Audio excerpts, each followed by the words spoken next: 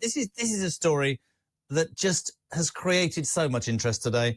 NHS chiefs in Scotland have suspended a female worker, a lady. Am I allowed to say? I don't know what I'm allowed to say. After she dared to complain about sharing a changing room with trans women in a row which has sparked concerns, quite rightly, in my opinion, amongst women's rights groups. We're delighted to welcome Susan Smith, Director for Women in Scotland. Susan, a very good afternoon, stroke evening to you.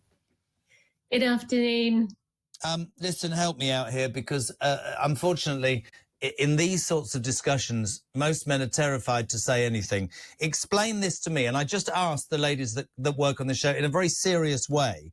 What is wrong with a woman saying, I do not want to walk into a female toilet and be changing in a female area, and a transgender person who might or might, I can't say anything. Why do women who stick up for women's rights, like J.K. Rowling, why do women get slaughtered when they dare to say that? Because from a male point of view, I don't think that's unacceptable, but probably I'm going to be shot to pieces. What do you think?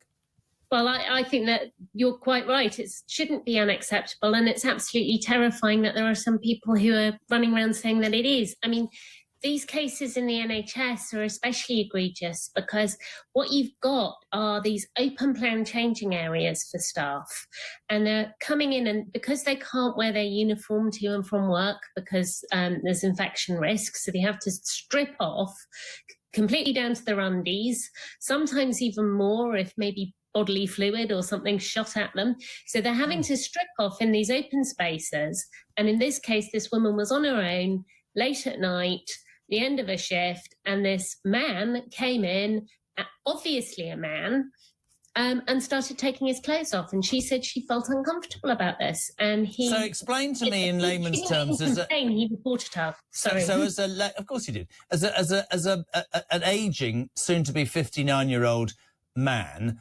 old-fashioned according to my kids, I don't understand why quite an important issue has been hijacked by the usual activists and the people who jump up and down. They always assume, don't they, that whenever we're having these conversations, we're saying, oh, trans people shouldn't be allowed. No. Trans people have every right to not only exist and be comfortable and have their own spaces.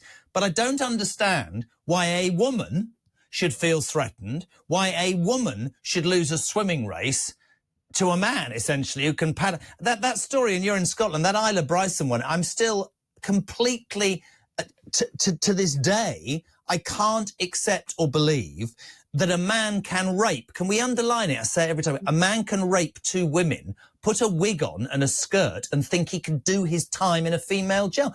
The bosses of that jail or that system are endangering women. And why do the activists not want to protect women as much as they seem to want to stick up for anybody who's transgender? I don't get that, genuinely.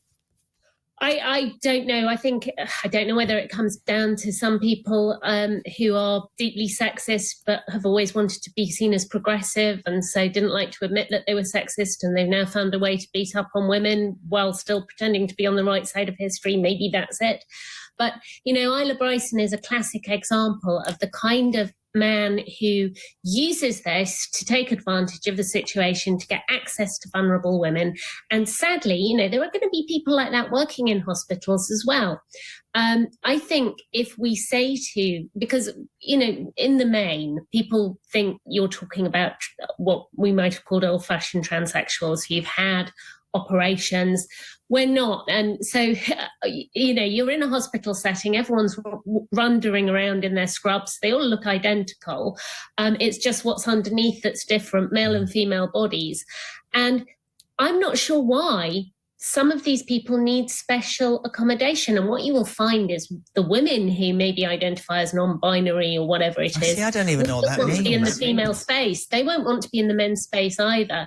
So it's men who are trying to get into a woman's space for whatever reason. And that's why I don't understand why the activists who get so heated about transgender ideology, whatever, are not protecting women. I tell this story, every person that comes on. I took my daughter to Brighton University. I went to go to the toilet and it said anything goes. And I genuinely went and had a wee in the car park. I think I remember, but I'm being completely honest. There doesn't seem to ever be, certainly for women in this instance, you felt uncomfortable. That's appalling to me.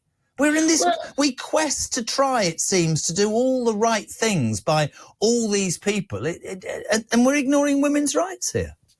Yeah, and women get excluded because, I think most women would feel uncomfortable in those situations, but there are also women who there's absolutely no way at all they can even put themselves in those positions. So there might be minority women from religious backgrounds, there might be women who've suffered incredible trauma, and they just can't even physically go into those situations. And let's not forget, organisations will say we're an inclusive organisation, but that they're actually the opposite of an inclusive. And let's not forget the genuine. See, now I'll get into trouble. Let's not forget the people who have played this problem through their heads for years and have summoned up the courage or are about to summon up the courage. And I said once lived in the wrong body and got sorted. But let's talk about the genuine transgender people. And when they see people at Isla Bryson or the person in the scrubs who decides to, report somebody, that does nothing for how society should look at the genuine people, does it? To me, it's so appalling. I'm so glad, because I thought you were going to have the other opinion, but because I don't pretend to be an expert. Why should a woman not be able to change in a female toilet and not find it slightly concerning or very concerning that what is obviously a man takes off their clothes? See, what are you supposed to say? Anyway, brilliant. Susan, thank you so much indeed. I really appreciate your help. Thank you for coming on the show. 0344 499 1000. Very quickly, actually, this is relevant. Roger's in Manchester. You got 1 minute. What you got, Rog? I went to a certain very well-known national takeaway. I'm not going to mention the name because I don't want Talk Radio to be sued. But I felt very uncomfortable. It was a shared men's and women's toilet. And I didn't like it at all. In fact, I've sent the company an email to ask them how they can justify it, to explain their policy. What do they say? Well, I've yet to get the reply, but then see what they say. But I completely agree with the points you've made. Completely. In fact, I think you should have an area as a best presenter. I don't understand. I sort of feel like society's making a rod for its own back. Male toilets, female toilets, transgender toilets. What's the problem with that? I don't think, and actually, I'd never be somebody who sticks up for women's rights, but that nurse being reported because of what was obviously a bloke pulled off his trousers and she felt uncomfortable and he felt, oh, you've invaded my whatever. Do me a favour. Listen, Rog, thank you very much indeed. Very good of you to be on.